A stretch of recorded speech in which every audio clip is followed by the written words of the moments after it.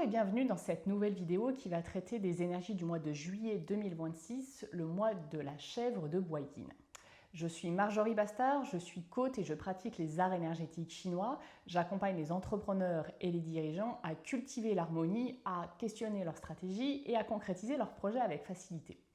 Alors, que vient nous dire en fait ce mois de la chèvre de Bois Yin ? Transposition, juillet 2026 pour nous, eh bien, en fait nous sommes en plein au milieu de l'année au sens du calendrier chinois puisque c'est le 6e mois de l'année. Donc c'est pile poil le mois de transition. C'est aussi le mois qui marque en fait la fin des énergies de l'été puisqu'à compter du mois d'août nous allons rentrer dans la saison automnale. En plus de ça, ce mois il est composé uniquement d'éléments yin, donc beaucoup moins dans l'action que le mois précédent notamment. Il y a également la présence de l'élément terre dans la chèvre. Donc qu'est-ce qui se passe? C'est que tout nous indique, tout nous invite en fait à ralentir. C'est une véritable invitation à se poser qui peut paraître d'ailleurs peut-être surprenante, pour ne pas dire suspecte, quand on a été habitué avec un rythme effréné où finalement tout commençait à partir dans tous les sens, à la fois dans notre tête, à la fois dans la société, dans ce qui se passe autour de nous, et de se dire, c'est comme si on était en fait lancé sur une route à pleine vitesse, à 150 à l'heure, on est vraiment concentré sur le volant et encore on évite les obstacles, et là d'un coup, tout s'arrête. Donc effectivement, il y a cette dynamique un peu on-off qui peut peut-être justement questionner et de se dire, est-ce que c'est pas un peu effectivement suspect? Qu'est-ce qui nous attend en fait au tournant? Rassurez-vous, c'est absolument normal. Donc, j'ai envie de dire, c'est véritablement le moment d'en profiter. D'autant plus que ce mois-ci, qu'est-ce qui se passe? La chèvre et le cheval, en fait, sont deux animaux qui combinent. Donc, combiner sans rentrer dans la technique, ça veut dire comme si ces deux personnages, finalement, étaient en train de se regarder dans le blanc des yeux, mais tellement occupés à ça qu'ils en occultent pratiquement tout ce qui se passe autour. Donc, on pourrait dire, finalement, c'est comme si les deux étaient partis en vacances ensemble, pour nous foutre un peu la paix. Donc ça, c'est un peu la bonne nouvelle parce qu'en fait, c'est ça qui va permettre de redescendre un peu la pression, d'alléger aussi un peu la soupape et de nous proposer un peu moins d'agitation. Donc c'est véritablement une fenêtre de répit, j'ai envie de dire, dont il va falloir profiter véritablement. Qu'est-ce qui se passe également ce mois-ci? J'ai envie de vous parler de l'élément du bois yin donc, qui est présent avec la chèvre. Donc le bois yin, il faut le voir comme la petite plante verte, la petite plante qui a la capacité en fait à se développer dans les bordures, dans les parterres de fleurs, entre deux interstices, entre deux dalles sur une terrasse, peu importe. Donc c'est par opposition au bois yin qui lui symbolise davantage en fait l'arbre vertical, costaud, qui a besoin d'espace effectivement pour grandir. Cette petite plante, elle, ses racines, lui permettent en fait de rebondir, de trouver des solutions rapidement.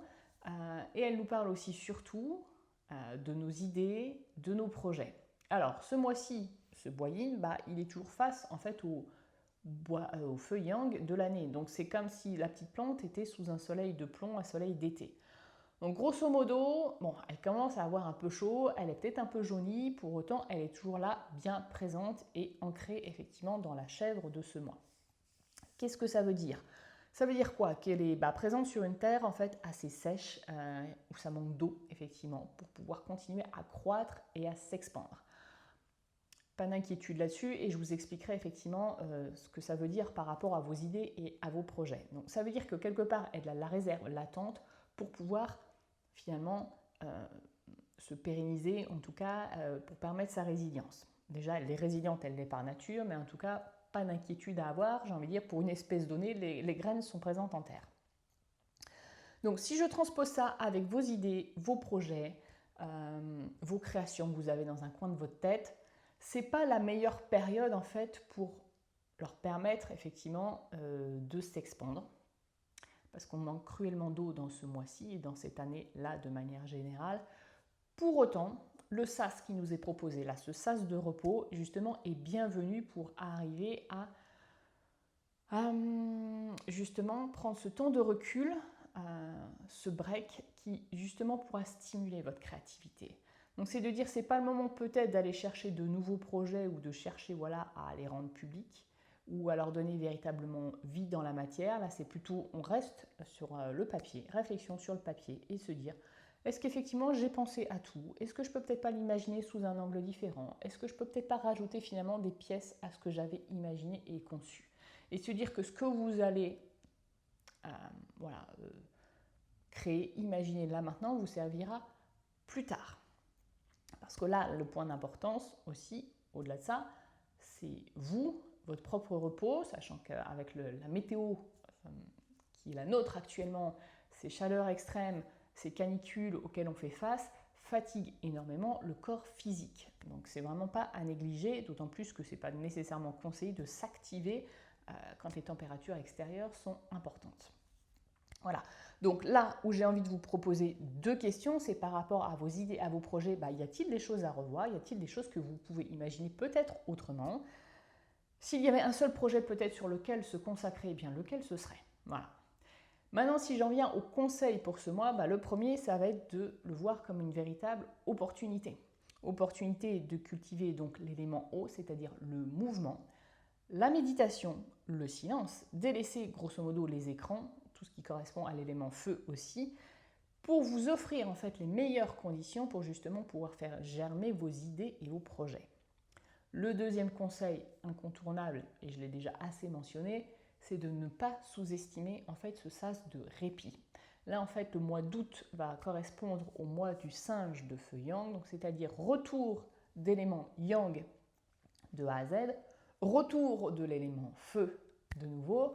Donc on va retomber dans une dynamique extrêmement active. Donc c'est comme si ce mois de juillet était en fait effectivement une sorte de cocon au milieu de cette année très agitée pour pouvoir effectivement reprendre sa respiration. Voilà, j'espère que cette vidéo vous a plu. Je vous invite à liker. Si vous êtes curieux d'en savoir plus justement sur les arts énergétiques chinois, sur ce qu'ils peuvent vous apporter à titre personnel ou professionnel, je vous invite à prendre rendez-vous dans mon calendrier. Nous en parlerons de vive voix, ce sera beaucoup plus simple. Je vous souhaite un très bel été et je vous dis au mois prochain pour la prochaine vidéo. À très bientôt.